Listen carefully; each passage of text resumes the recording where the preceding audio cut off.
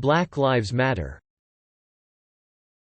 Black Lives Matter. The moderation team at Ask Science wants to express our outrage and sadness at the systemic racism and disproportionate violence experienced by the black community.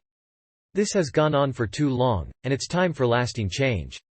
When 1 out of every 1,000 black men and boys in the United States can expect to be killed by the police, police violence is a public health crisis. Black men are about 2.5 times more likely to be killed by police than white men.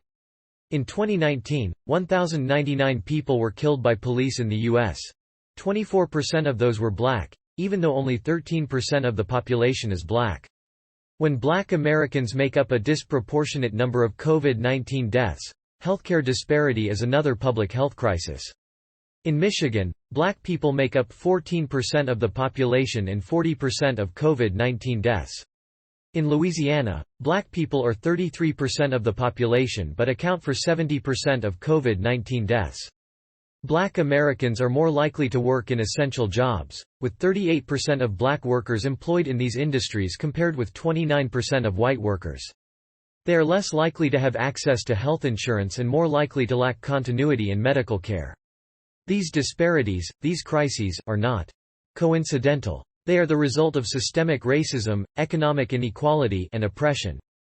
Change requires us to look inward, too. For over a decade, Ask Science has been a forum where Redditors can discuss scientific topics with scientists. Our panel includes hundreds of STEM professionals who volunteer their time, and we are proud to be an interface between scientists and non-scientists. We are fully committed to making science more accessible, and we hope it inspires people to consider careers in STEM. However, we must acknowledge that STEM suffers from a marked lack of diversity. In the U.S., black workers comprise 11% of the U.S. workforce, but hold just 7% of STEM jobs that require a bachelor's degree or higher. Only 4% of medical doctors are black. Hispanic workers make up 16% of the U.S. workforce, 6% of STEM jobs that require a bachelor's degree or higher, and 4.4% of medical doctors.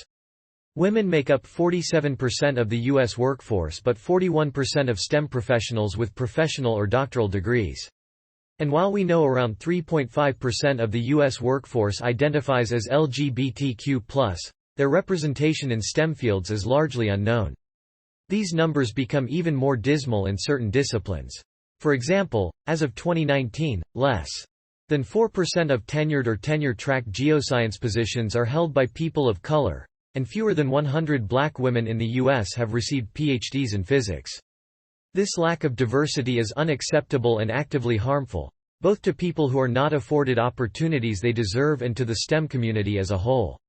We cannot truly say we have cultivated the best and brightest in our respective fields when we are missing the voices of talented, brilliant people who are held back by widespread racism, sexism, and homophobia.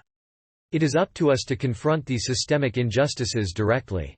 We must all stand together against police violence, racism, and economic, social, and environmental inequality. STEM professionals need to make sure underrepresented voices are heard, to listen, and to offer support. We must be the link.